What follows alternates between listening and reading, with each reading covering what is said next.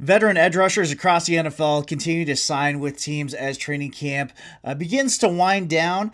Could the Vikings be the next team to add a veteran edge rusher to their kind of thin room? That and more in today's episode of Vikings Latest, which is powered by Kalshi. We do appreciate everything that Kalshi does for the podcast. They are America's #1 prediction market. Thank you, Kalshi, for all you do for us. So, like I said, edge rusher continues to be kind of a bit of a talking point for the Vikings. It's been a talking point ever since they traded Jonathan Grenard, maybe even before they traded Jonathan Grenard, because there was so much steam heading into the draft this past season.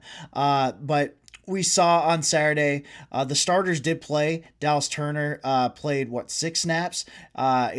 So did play a lot, but has 73.4 PFF grade. Had that cleanup sack from that blitz that Blake Cashman had on Jackson Dart. Andrew Van Ginkel didn't play too much. Nothing to really glean from those guys, because at least from Van Ginkel, we know what we're going to get. Pretty sure that we're going to see a breakout performance from Dallas Turner, but anything he does or doesn't do in the preseason isn't really going to make or break him.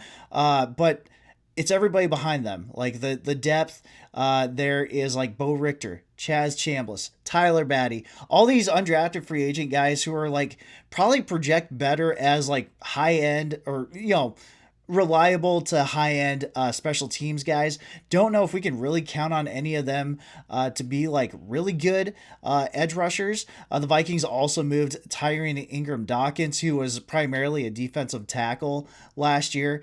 He was a 5th-round pick out of Georgia last year. Kind of experimenting with him on the edge this offseason, and he played a lot of edge in Saturday's preseason game. He did only have a 39.1 PFF grade, one of the worst out of all the Vikings defenders, one of the worst out of all the Vikings players, period. He did have 2 pressures, but he had a 66.7% missed tackle rate. There was one play in particular on the film where he didn't really set the edge very well, and the running back just kind of got outside of him, got like a nice chunk of yardage. It's a play that hopefully is viewed as like a learning experience, but like with the position like kind of wide open, like edge 3 is like there for the taking.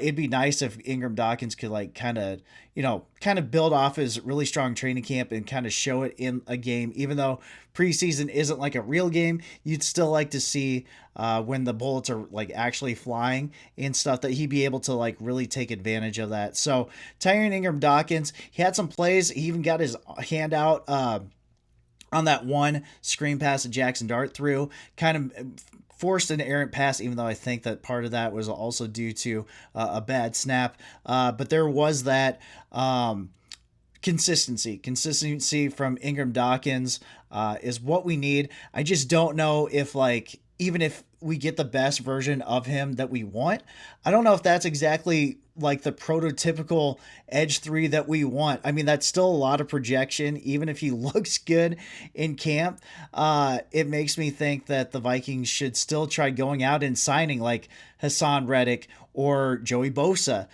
We saw Von Miller sign with the Cowboys this weekend.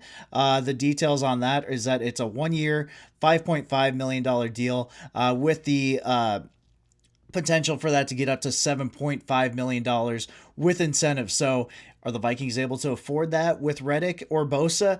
Right now, the Vikings are sitting with a little bit more than $21 million in cap space. So they could do it. They just have to think like, they just have to know like they really want to invest that money in somebody like that. And with a training camp starting to come to an end, this will be the last week of camp for the Vikings. Maybe somebody older like Reddick or Bosa is more willing to actually put pen to paper and make that deal actually happen. So that's kind of where we're sitting at right now. Just like a lot of like question marks and everything. Like Ingram-Dawkins, I don't know if he just can't fit at all at edge. I just don't know if I want him being like the first guy off the edge. in the event that Dallas Turner or Andrew Van Ginkel gets tired, or God forbid one of them's injured. Remember, Van Ginkel missed several games last year because of injury, so like we're that close to somebody like Ingram Dawkins having to play, or Tyler Batty or somebody like that. Maybe they surprise the hell out of me. I do think it'd be good to have some sort of veteran edge who can play like 25-30% of the snaps and just give you some reliability there. The Vikings did cut edge rusher Arden Walker, UDFA out of Colorado on Monday. And then they signed Kenny Dyson, who was a UDFA out of Bryant College. Maybe Bryant University. Sorry, I don't know a lot about Bryant. He is a 6'3", 244-pound prospect who played for the Houston Gamblers in the USFL this past season. Had 4.5 sacks. Don't know if he's going to be the guy who changes the edge 3 room. I think I even saw he ran like a 5 flat 40. So probably won't be changing anything for them, but somebody to keep an eye on. I guess even a couple years ago, I would have completely written off the possibility of Jalen Redmond making the team. So maybe I shouldn't be writing these guys off quite that fast. All right, so yesterday we went over PFF grades, kind of the best performers and the worst performers. Today we're going to kind of just dig into the rookie draft class, and how they played. So Jake Golday, he had an 81.6 PFF grade Saturday, 3 tackles, 1 stop. He was charted with giving up 2 catches for 46 yards. Kind of aligns with what we talked about back in April and May as far as the scouting report and what I was seeing in the film. Much better moving forward as he is running backwards in covering. I think he has potential for that though. Athletic specimen, 6'4", 240 pounds, runs a 4.6 40, 39-inch vertical. It's going to take some time. This is a complicated defense. Luckily, with Blake Cashman, Andrew Van Ginkel, Eric Wilson, doesn't have to be in the lineup right away. I do think he does have a lot of good instincts just playing the position. As far as backing up in coverage, though, still some work to do there. But 81.6 PFF grade, I think that was 6th best among defenders for the Vikings the other day. Chuck Demings, 61.1 PFF grade, didn't really stand out. It is a preseason game. It's not like teams are just going to be airing the ball out. So there was one pass in his direction, I think completed for 11 yards. Besides that, didn't really stand out. That's a good thing. I don't know if you remember the Trey Waynes game back in 2015, his first preseason game where he just got like torched left and right. I didn't hate Trey Waynes as much as a lot of fans did. That was just kind of like, don't know if you want to see that from your rookie first-round cornerback. So Chuck Demings didn't really stand out as a cornerback, unless you're getting a pick 6 or something, getting a lot of interceptions. Not really a bad thing either. Dominique Orange, big citrus, only had a 45.0 PFF grade. I think it was a bit of a rough day for those interior defensive linemen for the Vikings. However, he did have one stop where he just destroyed the offensive line. It was after that 3rd and long play where the Vikings inexplicably gave up a first down. And Dominique Orange, he just completely just blew past an interior lineman. I'm guessing that's where that stop came from. Caleb Banks, he had the worst PFF grade among all Vikings defenders, 30.4 PFF grade. Did have 2 tackles. Leverage, he's 6'6", 330 pounds, massive guy. That means that he has to really work on keeping his pad level low. Kind of got pushed back a few times. He didn't really play a lot last year. It's his first NFL game. Not going to panic too much on it. It is just something to keep in mind that he's going to have to work on if he wants to keep improving. One interesting thing is that PFF charted him lining up over the A gap twice, over the B gap 16 times, and over the tackle 7 times. So kind of lining him up all over the formation. That kind of flexibility. We know Brian Flores loves flexibility. Devon Claiborne, 12 runs for 36 yards? Something like that. Did have one awesome pass block where I think it was Marshall Lang like completely whiffed on a pass block, and then Damon Claiborne like picked it up, flipped the dude over. Still got a 62.2 PFF grade, showed some explosion. Did like that. Max Bredesen 57.9 PFF grade. I think he only had 7 snaps. He did make a really nice block in that first Aaron Jones run. Did like seeing him get involved as well. Caleb Tiernan, his PFF grade is really weird. 28.2 PFF grade, which kind of aligns with what I saw. I thought his feet looked really, really bad. There was one play where he was like standing still and JJ McCarthy got just annihilated. But he also had a 73.6 pass blocking grade, which I don't know how you get that as a lineman and then a 28.2 overall grade. And just from watching him, I don't know how he got a 73.6 pass blocking grade. So whatever. I don't know. Then Gavin Gearhart, didn't watch him very closely. Center, 7th round center out of Cincinnati, 60.2 PFF grade. I don't know if he'd be the first guy off the bench, but center could be an issue for this team because apparently Blake Brandel keeps having bad snaps. I didn't see it when I was at practice 2 weeks ago.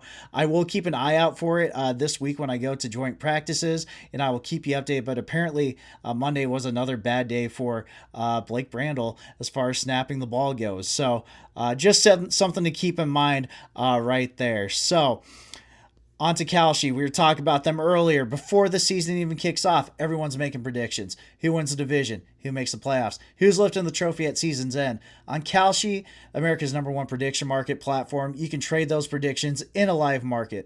Will the Jacksonville Jaguars make the playoffs this season? Right now, the Jaguars are trading at 50%. Probability, meaning a $100 trade would pay out $183.90 if they clinch a playoff spot. Can the Dallas Cowboys win at least 10 games this season? Cowboys are currently trading at 55% probability, meaning a $100 trade pays out $178.14 if they reach 10 wins. Will the Los Angeles Rams win the NFC Championship this season? The Rams are currently trading at 23% probability, meaning a $100 trade would pay out $395.61 if they take home the NFC title. On Kalshi, you're trading against peers in a live market, meaning there's no house. And as the probability changes, you can buy in and out of your position, trade the draft pick, the game, and more on Kalshi. Download the Kalshi app and use code FANARCHFOOTBALL to get $10 when you trade $10. KALSHI, Kalshi, trade on anything. All right, little bit of news. Jamal Adams, it was official. I think we even knew that it was official the other day, but Kevin O'Connell met with reporters briefly on Monday. Jamal Adams is officially placed on IR for the season. KOC confirmed it was a torn quad tendon. This is crazy because Adams tore the quad tendon in his other leg back in 2022. And when he first signed with the Vikings, he told reporters that coming back from that injury is even harder than coming back from an ACL tear. So to suffer the same injury to the other leg. I don't know if you guys remember Greg Childs from back in the 2012 draft, 4th-round pick out of Arkansas. Had he not gotten hurt in college, he would have been like a 1st-round pick. He tore his patellar tendon, and then he was like having a good camp, and then he tore the patellar tendon in his other knee, and then he just never played for us. So this kind of reminds me of that. Different points of their career and everything, just tragic. KOC did say that he does want Adams to continue to stick around the team. And he's going to be around the team this season. Like I said, it seems like he just had he was really acclimating himself, not only to the defense, but also to just the players individually, like on a personal level and stuff. Seems like everybody was really heartbroken for him not being on the team very long back when he got injured on Saturday. So it is very unfortunate news for him. And yeah, he's going to be shelved for the season. Vikings did sign a cornerback in his place, not because Jamal Adams is a cornerback, but got to get to that 90-man thing right there. The Vikings signed Bryce Phillips, cornerback out of San Diego State, UDFA, 6 feet tall, flat, 195 pounds, had a 76.2 PFF grade in 2025, 84.6 run defense grade, and only 5% missed tackle rate in 2025, even though throughout his career it was over 11%. So he improved on that. Awesome for him. 10 touchdowns allowed in his direction in his college career, 3 interceptions in 17 pass breakups. San Diego State product. Kevin O'Connell, San Diego State alum himself, must have seen him and must have been chomping out the bit to get him. So we'll see if he can't fight for a spot on this roster. It's a little late. That does not mean that he cannot make an impact if he shows out deep on the roster at corner. So finally, Vikings host joint practices this week against the Ravens. I will be there for both days. Joint practices are actually like one of the most important parts of the preseason for the Vikings. It's more important than any preseason game that they play. It's even more important than the game that they're going to play on Saturday as well. It's also like way more fun than going to a preseason game. I've been to several preseason games. I always wonder why I go. Joint practices are awesome. Guys are going after it. Like it's the first time. I mean, there's the preseason games where they're going against a different team, but like you see the different guys on different teams 2 straight days, so like tensions get heated and everything. Alex Boone on Score North last week, he was saying that he thinks that they're almost even more intense than games. Adam Thielen on KFAN, he said the same thing as well. We might get a fight or something out of it. That'd be awesome to report on. So I love joint practices. I try going every year. I didn't make it last year. And to go against the Ravens, who are projected to do pretty well this year, you should check out the Kalshi app, see where they're trading at. It's a good measuring stick. Last year was against the Patriots, and obviously the Patriots ended up making to the Super Bowl. We'll see about the Ravens. So if you have questions for me, there's anything you want me to be looking for specifically when I'm out in practice, not only Wednesday but also Thursday, leave those comments down below, and I will read them, and I will do my best to keep an eye out on what you guys are asking for. It's really hard with 180 players on the field. Like it's a lot, and there's like several fields in the way that it's laid out. It's sometimes hard to see what's going on like the second and third fields, but I will do my best. Like you leave comments and it will give me something to actively watch as well and everything. So I try digesting everything, but man, it is very, very hard. But I do really, really like it. So make sure to hit that subscribe button. I will keep you up to date with all things, not only Vikings, but also joint practices. Like I said, the most important part of the entire preseason for not just the Vikings, but all NFL teams. Maybe the Vikings might even like some of the edge rushers that they see deep on the Ravens roster as well. So make sure to hit that subscribe button. Stay up to date with all things Vikings latest. I'm your host, Cole Smith. Skol Vikes.